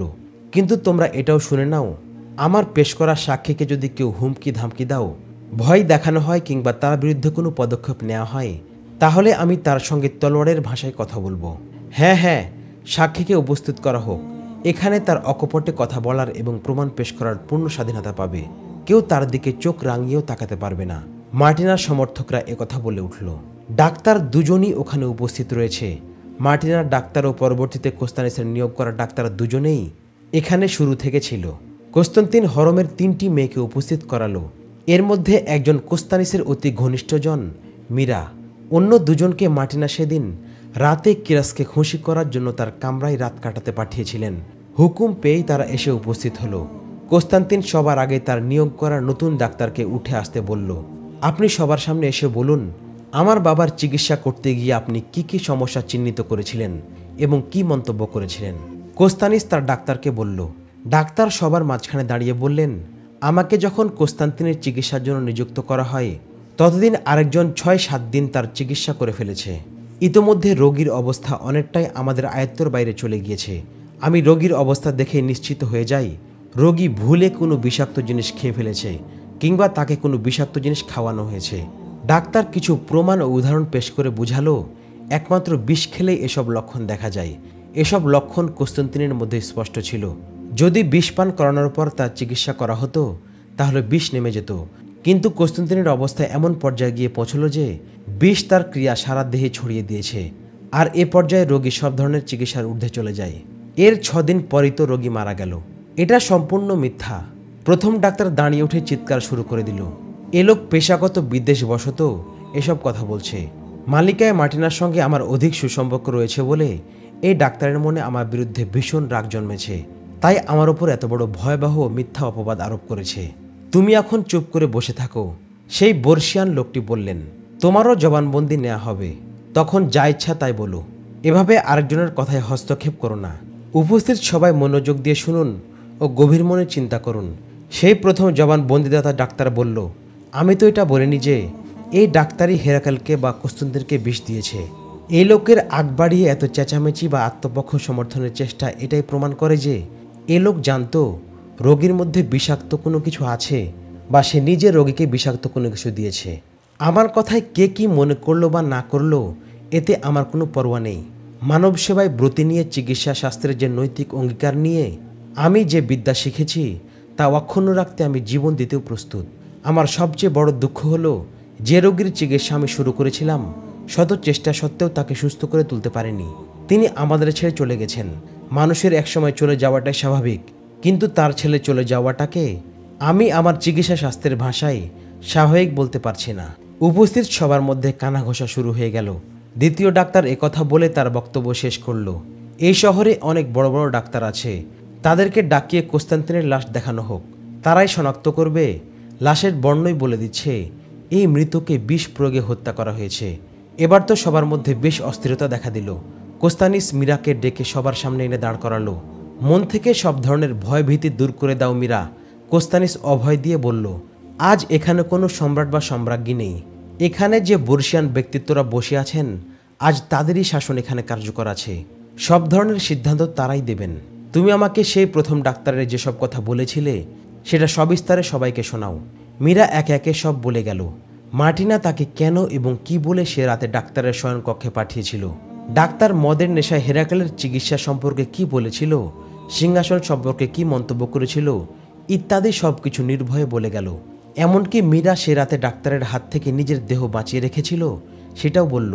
মীরা অবশেষে বলল, ডাক্তার মদের নেশার ঘরে বলেছিল, শাহে হেরাকেলের প্রাণ আমার হাতের মুঠোয়, আমি চাইলে কালই তার দেহ থেকে প্রাণ পাখি বের করে দিতে পারি, কিন্তু যে কাজ ধীরে ধীরে হয় সেটাই সফলতার মুখ দেখে। তারপর হেরেমের অন্য দুটি মেয়েও একে জানালো, ওদেরকেও মালিকায় মার্টিনা সে ডাক্তারের ঘরে এক রাতের জন্য পাঠিয়েছিলেন।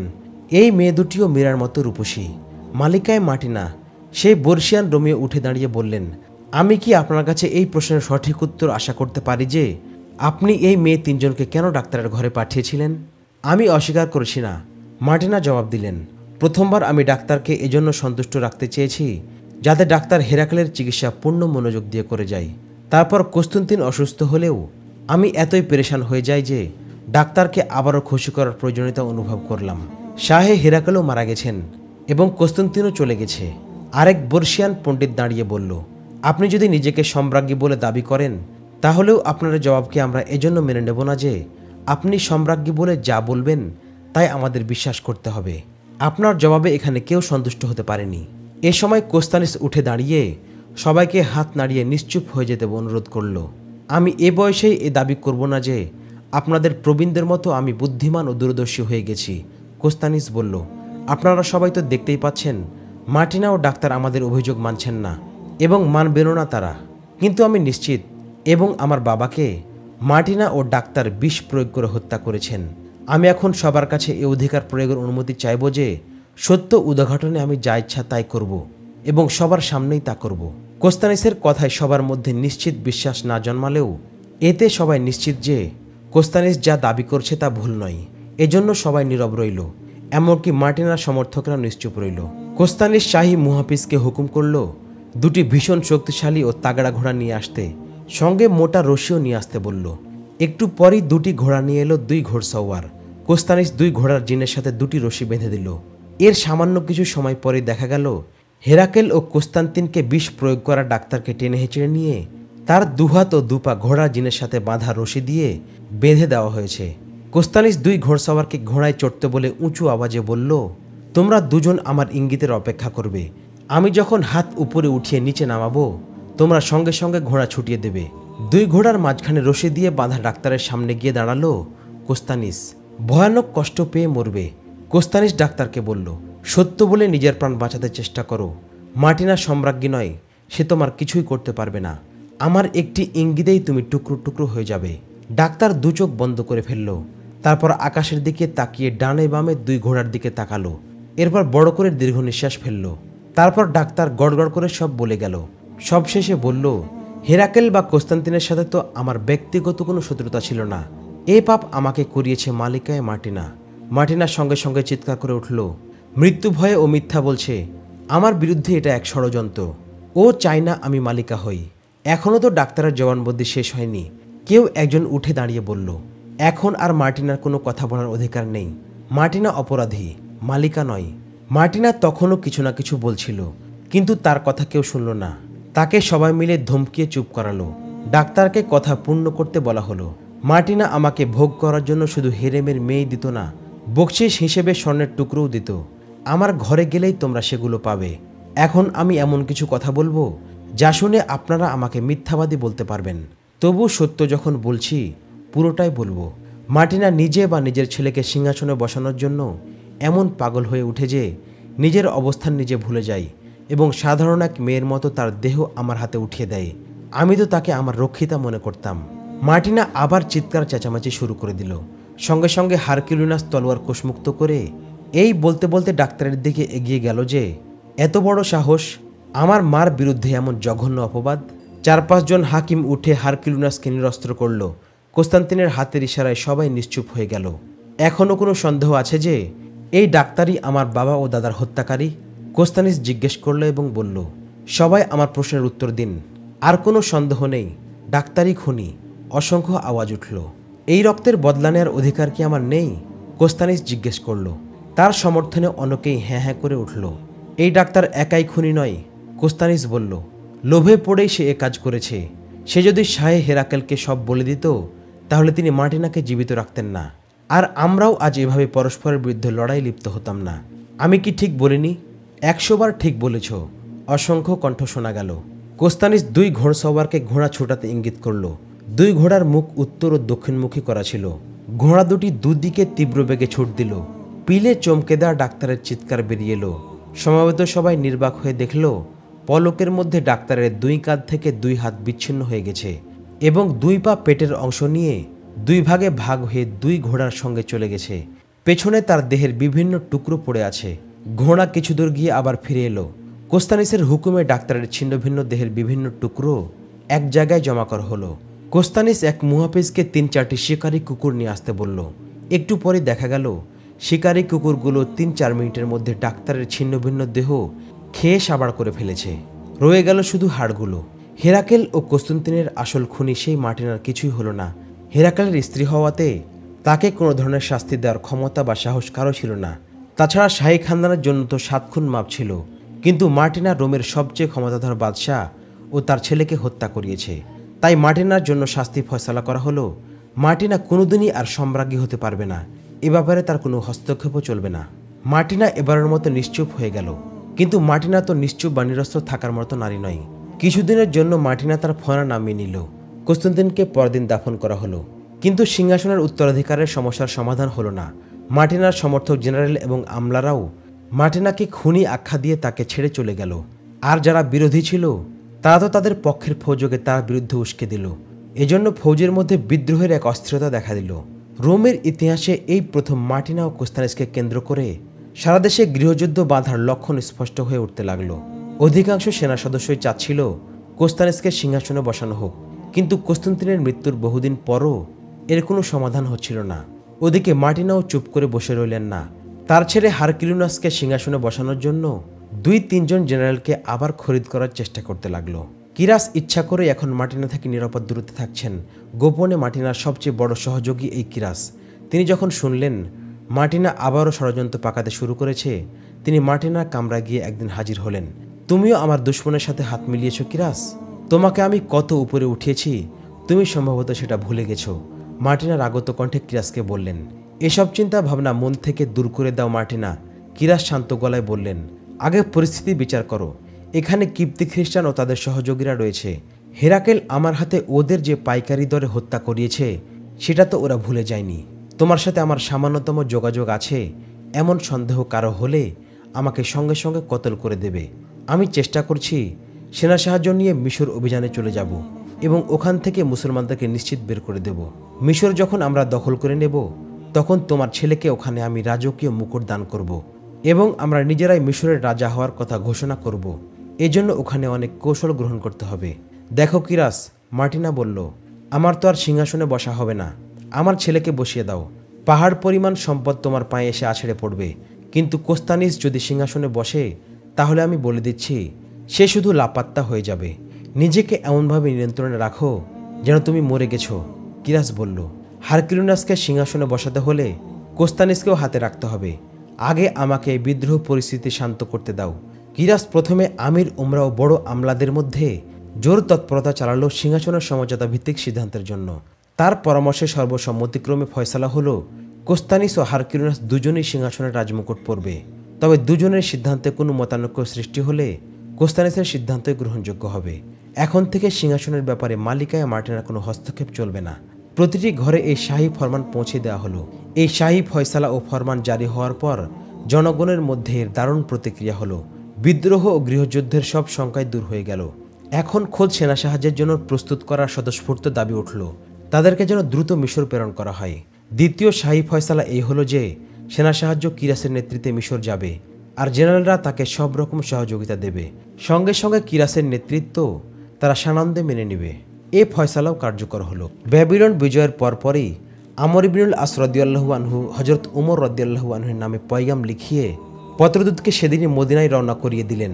পয়গামে ব্যাবিলন বিজয়ের সুসংবাদ ছাড়াও সেনা সাহায্যের আবেদনও ছিল। পয়গাম আমিরুল মুমিনিন হযরত উমর রাদিয়াল্লাহু আনহুর হাতে পৌঁছতেই তিনি মদিনার সব মুসলমানকে মসজিদে নববীতে একত্রিত করলেন। সবাইকে ব্যাবিলনের বিজয় সংবাদ শুনিয়ে বললেন, আমর ইবনুল আসের এখন কঠিন সেনা সাহায্যের প্রয়োজন। ব্যাবিলনের বিজয় অলৌকিকতাকেও ছাড়িয়ে গেছে। নেহায়েত হাতে গোনা সৈন্য নিয়ে যে অভিযান আমর ইবনুল আস রাদিয়াল্লাহু আনহু শুরু করেছিল, সেখানে এতগুলো সফল যুদ্ধের পর আর কতজন সৈন্য তার হাতে থাকতে পারে? মুসলমানদের তখনও বেতনভুক্ত সেনাবাহিনী পদ্ধতির প্রবর্তন ঘটানো হয়নি। সেনাবাহিনীতে লড়াকু লোকজন স্বেচ্ছাকর্মী হয়ে যোগ দিত। তারপর তাদেরকে উপযুক্ত প্রশিক্ষণ দিয়ে দুর্ধর্ষ সেনায় রূপান্তরিত করা হতো। আমিরুল মুমিনিন হযরত উমর রাদিয়াল্লাহু আনহু এর মিশরের উদ্দেশ্যে সেনা সাহায্যের জন্য ঘোষণা দেওয়ার পর স্বতঃস্ফূর্তভাবে সেনা সাহায্যের জন্য একদল স্বেচ্ছাকর্মী প্রস্তুত হয়ে গেল। মদিনা থেকে দূর দূরান্তের লোকজনও এতে যোগ দিয়েছে। এই সেনাদল এখন আমিরুল মুমিনিনের হুকুমের অপেক্ষায় আছে। ইতিমধ্যে আমর ইবনে আসের পয়গামের জবাব লিখিয়ে আমিরুল মুমিনিন পত্রদূতকে পাঠিয়ে দিয়েছেন, যাতে ইস্কান্দারিয়া অভিমুখে অভিযান পরিচালনার অনুমতি রয়েছে। সিপাহসালার আমর ইবনে আস রাদিয়াল্লাহু আনহু আমিরুল মুমিনিনের জবাবি পয়গামের অপেক্ষায় রইলেন। মিশর সম্পর্কিত সিপাহসালার আমর ইবনে আস রাদিয়াল্লাহু আনহু সবচেয়ে ভালো জানেন। তিনি জানেন কে কোথায় কোচ করলে মুসলমানদের সুবিধা হবে, কিন্তু তিনি আমিরুল মুমিনিনের অনুমতি ছাড়া কোথাও এক কদমও আগে বাড়েননি। ইতিহাসের কোথাও এটা স্পষ্ট তথ্য নেই যে মদিনার সেনা সাহায্য ব্যাবিলনে কবে পৌঁছেছিল, তাতে কতজন সেনা ছিল তারও কোনো উল্লেখ পাওয়া যায়নি। মদিনার পয়গাম আসার পর আমর ইবনে আস রাদিয়াল্লাহু আনহু সৈন্যদের মধ্যে ঘোষণা করিয়ে দিলেন, পরের দিন ঘোড়দৌড়ের ময়দানে সমবেত সেনাদলকে প্রয়োজনীয় দিক নির্দেশনা দেওয়া হবে। এই ঘোষণা শুনতেই মুসলিম সেনাদলের মধ্যে উচ্চাসনের একটা তাজা আবহ বয়ে গেল, কারণ তারা সবাই ব্যাবিলন থেকে ইস্কান্দারিয়া অভিমুখে অভিযানের জন্য মুখিয়ে আছে। পরদিন আমর ইবনে আস রাদিয়াল্লাহু আনহু সমবেত মুজাহিদদের উদ্দেশ্যে উদার কণ্ঠে বললেন, হে ইসলামের অকুতোভয় মুজাহিদরা, আমি এটা শুনে সীমাহীন আনন্দিত যে তোমরা সামনে অগ্রসর হয়ে দুশমনের উপর চূড়ান্ত আঘাত করার জন্য ব্যাকুল হয়ে আছো, এবং আমার চেয়ে তোমাদের ব্যাকুলতা অনেক বেশি। মুজাহিদদের এমনই আবেগী মনোবল থাকা উচিত। কিন্তু আমি তোমাদের এই মনোভাগের প্রশংসার স্থলে বাস্তব একটা কথা বলবো। তোমাদের জোশ, উদ্বেলতা এবং পিছু হটতে থাকা শত্রুদের পিছু ধাওয়া করার সংকল্প সত্যিই প্রশংসার যোগ্য। কিন্তু আমি দেখেছি অধিকাংশ মুজাহিদ শুধু এজন্য সামনে বাড়াতে মুখে আছে যে তারা নিজেদেরকে এর নিশ্চয়তা দিয়ে রেখেছে যে তারা আর কোনোদিন পরাজয়ের সম্মুখীন হবে না। মহান আল্লাহ তাআলাই আমাদের একের পর এক বিজয়ের মাল্যে ভূষিত করে চলেছেন, আর উপর্যুপরি সাফল্য বিজয়ীদেরকে এমন নেশাকাতর করে তোলে যে তারা বেপরোয়া হয়ে ওঠে। ওরা মনে করতে থাকে এই দুশমন আর কোথাও তাদের বিরুদ্ধে জমে লড়াইয়ের দুঃসাহস দেখাবে না। বিজয়ের নেশা যে ক্ষতি ডেকে আনে সেটা হলো কোনো লড়াইয়ে অতি মামুলি পরাজয় ঘটলেও মনোবল ও সংকল্প একেবারেই টুটে যায়। তাই মনে রেখো, জয়ের সঙ্গে পরাজয় ওত পেতে থাকে। যে কোনো ময়দানে সেটার সম্মুখীন তোমরা হতে পারো। বাস্তবতা যেন তোমাদের সামনে উপেক্ষিত না হয়। মনে রেখো, দুশমন এখন পিছু হটতে থাকলেও কোথাও না কোথাও গিয়ে ওরা জমে প্রতিরোধ গড়ে তুলতে এবং তোমাদের উপর জবাবি হামলা চালাবে। তাই ওদেরকে ছোট করে দেখো না। এটা ঠিক যে তোমরা রোমীয়দের ওপর তোমাদের চরম ভীতি এবং আধিপত্য বিস্তার করেছ, কিন্তু এরপরও বাস্তবতা হলো ওরা সংখ্যায় তোমাদের চেয়ে অনেক গুণ বেশি। সংখ্যার বিচারে ওদের ধূলিঝড়ের সামনেই তোমাদের অদৃশ্য হয়ে যাওয়ার কথা। রোমীয় জেনারেলরা তাদের বিরুদ্ধে এখনও তাদের সৈন্যদেরকে কার্যকর কোনো পন্থায় লড়াতে পারেনি। তাদের সেনাদলে এখনও এমন কিছু অংশ বা ব্যাটালিয়ন রয়ে গেছে যারা আমাদের মুখোমুখি হয়নি। ওরা তোমাদের বীরত্ব দেখেনি এবং আমাদেরকে ওদের বীরত্ব দেখায়নি। ওদেরকে যদি কোনো অভিজ্ঞ জেনারেল কার্যকর পন্থায় ময়দানে ব্যবহার করতে পারে, তাহলে কিন্তু আমরা অস্তিত্বহীন হয়ে পড়ব। আমাদের সেনা সাহায্য আসলেও সেটা স্বাভাবিকভাবে প্রয়োজনের চেয়ে অনেক কম, অথচ রোমীয়দের অনেক বড় সেনা সাহায্য আসছে। তবে ওদের সেনা সাহায্য পৌঁছার আগেই আমরা ইস্কান্দারিয়া পৌঁছে যাওয়ার চেষ্টা করব। তবে এটাও মনে রাখতে হবে, এই দেশের মাটি দুশমনের। ওরা এর বালুকণা পর্যন্ত চিনে, কিন্তু আমাদের জন্য এর পুরোটাই অজানা, অচেনা। সিপাহসালার আমর ইবনুল আস রাদিয়াল্লাহু আনহু বলে যাচ্ছেন, আজ থেকে হাজার হাজার বছর পরও ইতিহাস সাক্ষী দেবে ব্যাবিলনের দুর্গ ছিল এক অজেয় দুর্গ। সেটা তোমরা জয় করেছ। এটাও আপাতদৃষ্টিতে এক অবিশ্বাস্য সত্য। এর কয়েকটি কারণের একটি হলো দুর্গের যেসব সৈন্য এবং জেনারেলরা ছিল তারা নিশ্চিন্ত এবং চরম আত্মবিশ্বাসী ছিল যে এ শহর কেউ জয় করতে পারবে না। সামান্য কিছু মুসলমান এই দুর্গ জয় করবে, এটা ওরা ঘূর্ণাক্ষরেও কল্পনা করেনি। এ ধারণার কারণে ওরা প্রতিরোধ ব্যবস্থার প্রতি যত্নবান ছিল না। ওদের মতো তোমরাও যদি এমন আত্মবিশ্বাসে ডুবে থাকো যে তোমাদের কখনো পরাজয়ের সম্মুখীন হতে হবে না, তাহলে পরম মুহূর্তে পরাজয় তোমাদের গলায় ফাঁস হয়ে এঁটে বসবে। যতই আমরা অগ্রসর হচ্ছি, প্রায় অনতিক্রম্য প্রতিকূলতায় পড়ছি। আল্লাহর পক্ষ থেকে বিজয়ের আশা তো রাখতেই হবে, কিন্তু পরাজয়ের পরিণতির কথাও মনে রেখো। সর্বশেষ অজেয় শহর ইস্কান্দারিয়া এখন আমাদের গন্তব্য, যা কয়েকটি প্রদেশের সমান। ইস্কান্দারিয়া মিশরের হৃদয়, তাই রোমীয়রা এখন ইস্কান্দারিয়া রক্ষায় তাদের সবকিছু উজাড় করে দেবে। ওখানেই মুসলমানদের উপর শেষ আঘাতটি হানবে ওরা। ইনশাআল্লাহ আমরাও ওদের উপর এবার আমাদের শেষ আঘাতটি করব। তাই ভেবেচিন্তে আমাদের কদম ফেলতে হবে। আল্লাহ তাআলার ওয়াদা হলো তিনি তার পথের লড়াকুদেরকে পূর্ণ প্রতিদান দান করেন। এর সপক্ষে তিনি পবিত্র কোরআনের 3টি আয়াত পাঠ করলেন। ব্যাবিলনের লোকজন, বিশেষ করে কিপ্তি খ্রিস্টানরা মুসলমানদের কাছ থেকে যে মনোমুগ্ধকর আচার আচরণ পেয়েছে, এর দারুণ সুফল এখন মুসলমানরা পেতে শুরু করেছে। হেরাকেল ও রোমীয়দের প্রধান আক্রমণের শিকার হলো কিপ্তিরা। আতঙ্ক ও সন্ত্রস্ততাই ছিল ওদের জীবনের সঙ্গী। মুসলমানরা ওদেরকে সুস্থির, নিরাপদ ও সম্মানের জীবনের স্বাদ এনে দিয়েছে। ওরা তো এর পূর্বে বিজয়ী রোমীয়দের ভয়ে নিজেদের কিশোরী ও যুবতী মেয়েদেরকে লুকিয়ে ঝুঁকিয়ে জীবনযাপন করে এসেছে। যে কোনো সময় ওদের হাতে শিলতাহানি এবং ধর্ষিত হওয়ার আশঙ্কায় ওরা সব সময় পালানোর পথ খোলা রাখত। কিন্তু মুসলমানরা তাদেরকে সেই আতঙ্কিত জীবন থেকে মুক্তি দিয়েছে। এক কথায় মুসলমানদের এমন অপ্রত্যাশিত আচরণে ওরা বিস্ময়াবিষ্ট। ওদের অবসর আড্ডা এবং আলাপচারিতার বিষয়বস্তু হয়ে ওঠে মুসলমান ও ইসলামী জীবন ব্যবস্থার বিভিন্ন দিক। ভাই, মুসলমানরা মানুষ না, ফেরেশতা। যুবক, বৃদ্ধ এবং অধিকাংশের মন্তব্য এমনই। ইসলাম ধর্মই এমন যে সাধারণ মানুষকে ফেরেশতাদের মতো নিষ্কলুষ বানিয়ে দেয়। ওদের নবীও ছিলেন এমনই শ্রেষ্ঠ আদর্শের পতাকাবাহী। সেই নবীর অনুসারীরাও তার আদর্শকেই একমাত্র জীবনের অবলম্বন বানিয়ে নিয়েছে। এজন্য ওদেরকে কেউ রুখতে পারে না। যতদিন ওরা এই আদর্শ আঁকড়ে থাকবে, কেউ ওদেরকে দমিয়ে রাখতে পারবে না। ওদের মূল প্রেরণা এবং আদর্শের উৎস কি? কেন? ওদের ধর্মগ্রন্থ পবিত্র কুরআন এবং ওদের নবী সাল্লাল্লাহু আলাইহি ওয়াসাল্লামের অমূল্য বাণী হাদিস শরীফ। কুরআন কোথায় পাওয়া যাবে? ওদের কাছেই পাওয়া যাবে। মুসলমানরা কি এই যুদ্ধ করতে এসে পবিত্র কুরআন সঙ্গে রেখেছে? কেন? প্রতিদিন ভোরে কি ওদের কুরআন পাঠের মধুর গুঞ্জরণ শুনতে পাও না? হ্যাঁ, আমি একদিন শুনেছিলাম। আমি একদিন না, কয়েকদিন শুনেছি। আরে, আমি তো প্রতিদিন শুনি। আমার কাছে এত ভালো লাগে যে ওদের তেলাওয়াত শেষ না হওয়া পর্যন্ত আমি উঠতে পারি না। ওরা যখন গভীর রাতে উঠে, আমিও তখন উঠে যাই। বলা যায় আমার ঘুম ভেঙে যায়। গত 11 দিন ধরে আমার এই অবস্থা চলছে। ব্যাবিলনের ভেতরে বিশাল এক বাজারের পাশের খোলা মাঠে বসে কিপ্তি খ্রিস্টানদের একটি দল এসব বলাবলি করছিল। দেখতে দেখতে ওদের আড্ডার পরিসর বড় হতে লাগলো। 100-150 মানুষ জমে গেল। সবাই কিপ্তি খ্রিস্টান। তাদের সবার মন্তব্যেই ইসলাম ও মুসলমানদের ব্যাপারে উচ্ছ্বসিত প্রশংসার সরল স্বীকারোক্তি ঝরে পড়ছিল। আমরা শুধু ইসলামেরই প্রশংসা করি, আমাদের খ্রিস্ট ধর্মের কি কোনো গুণাগুণ নেই? কেউ একজন উঁচু গলায় বলল। এ কথার অস্বীকার কেই বা করেছে ভাই? একজন উত্তর দিল, ঈসাই ধর্ম সত্য ধর্ম, কিন্তু ঈসাই ধর্মের অনুসারীরাই তাকে বিকৃত করেছে। হ্যাঁ ভাই, অসংখ্য দলে বিভক্ত আজ ঈসাই খ্রিস্ট ধর্ম। একমাত্র আমরাই আসল ঈসাইয়ের উপর প্রতিষ্ঠিত আছি। কিপ্তি খ্রিস্টানরাই প্রকৃত খ্রিস্ট ধর্ম। খ্রিস্টানদের প্রত্যেক দলই যা দাবি করে। তবে আমি তোমাদের কিপ্তিদের খাটো করছি না, এবং তোমাদের কিপ্তিদের নিয়মনীতি এখনও অনেকটা বাইবেলের মধ্যে লেখা আছে। তোমাদের আসকাফে আজম বিনিয়ামিনও সঠিক লোক, কিন্তু তার কাছেও আসল অবিকৃত ইঞ্জিল বা বাইবেল নেই। সহি বিশুদ্ধ বাইবেল অনেক আগে ঈসাই পণ্ডিতরা এবং পাদ্রীরা নিজের মতো করে বিকৃত করে ফেলেছে। আমার মতো কথাটা তোমরাও জানো।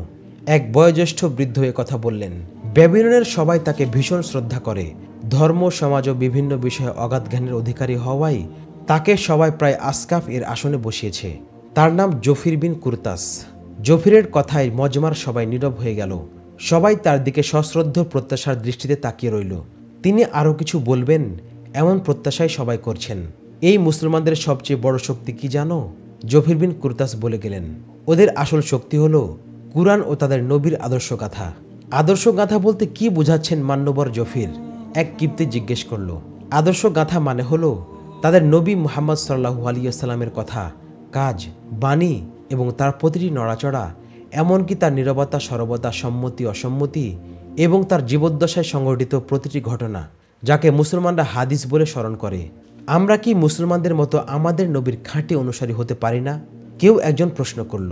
আমাদের বাইবেল কি কম শক্তিশালী? আমাদের নবী ঈসা মসিহেরও তো হাদিস আছে। আরেকজন বলল, আমাদের ধর্মের প্রতি কি আমাদের ভালোবাসা নেই? আমরা কেন ওদের মতো হতে পারবো না? মুসলমানদের চেয়ে আমরা আরও অনেক বড় ধর্মানুরাগী হতে পারবো। জফির বিন কুরতাস হাত নেড়ে সবাইকে থামালেন। বন্ধুরা, সত্যি কথা বলতে কি আমরা আমাদের নবী ঈসা মসিহের খাঁটি অনুসারী হতে চাইলেও হতে পারবো না। কেন? এসব কি বলছেন আপনি? অবশ্যই পারবো, জটলার সবাই একসঙ্গে বলে উঠল। তাদের কণ্ঠে কিছু উষ্মাও প্রকাশ পেল। জফির বিন কুরতাস আবার হাত নেড়ে সবাইকে শান্ত করে বললেন, বন্ধুরা শোনো, কোনো কিছু বুঝতে চাইলে আগে যুক্তি বুদ্ধি ব্যবহার করতে হয়। যুক্তি বুদ্ধি প্রয়োগ করে দেখবে আমাদের বাইবেলই এখন আর সে অবিকৃত খাঁটি বাইবেল নেই। যে বাইবেল বা ইঞ্জিল নিয়ে আমাদের গর্ব, আমি আগেও বলেছি, সেই বাইবেল অনেক আগেই বিকৃত হয়ে গেছে, যাকে অবলম্বন করে আমরা শক্তিশালী ধর্মসত্তায় নিজেদেরকে বলিয়ান করব। সেই উৎস শক্তি যদি দুর্বল হয় তাহলে কিভাবে আমরা শক্তিশালী হয়ে উঠব? আর আমাদের নবী ঈসা মসিহের কম মূল্যবান বাণী ছিল না, কিন্তু তার যেসব অমূল্য বাণী বা আদর্শগাথা কষ্টি পাথরে যাচাই করে কেউ সংরক্ষণও করেনি, খুব সামান্যই সংরক্ষিত হয়েছে, তাও প্রামাণ্য নির্ভর নয়। সুতরাং বাস্তবতা আর তর্ক এক জিনিস নয়। তর্কে বাস্তবতা উদ্ধার হয় না। সত্যের কষ্টি পাথরে যাচাই করার দক্ষতা থাকলেই বাস্তবতা উদ্ধার হয়। সেই সত্যের সামনেই আমাদের দাঁড়ানোর সময় এসে গেছে। তার কথায় সমবেত কিপ্তির যেন সম্ভিত ফিরে এলো। সবাই একসঙ্গে জফির বিন কুরতাসকে শুধালো, আমরা এখন কি করব? জফির বিন কুরতাস গম্ভীর গলায় আরেকটা সিদ্ধান্ত শোনানোর ভঙ্গিতে বললেন, আমি ঠিক করেছি, যে ধর্মগ্রন্থ অবিকৃত বিশুদ্ধ সত্যের কষ্টি পাথরে যাচাইয়ের পর উত্তীর্ণ, যার বিশুদ্ধতা প্রলয়কাল পর্যন্ত অক্ষুণ্ণ থাকবে, সেই গ্রন্থের অনুসারী হব। যে মহান নবীর ওপর এই গ্রন্থ নাজিল হয়েছে তার উপর ঈমান আনব। কয়েক মিনিট সমবেত কিপ্তিরা জফির বিন কুরতাসের দিকে এক দৃষ্টিতে তাকিয়ে রইল। তারপর একসঙ্গে 10-12 জন হঠাৎ উঠে দাঁড়িয়ে বলল, আমাদের সিদ্ধান্তও তাই। এটা আমাদের সবার সিদ্ধান্ত। জটলার সবাই আকাশ বিদারী আওয়াজে বলে উঠল। পরের দিন জফির বিন কুরতাসের নেতৃত্বে প্রায় 600 কিপ্তি আমর ইবনে আস রাদিয়াল্লাহু আনহুর হাতে মুসলমান হয়ে গেল।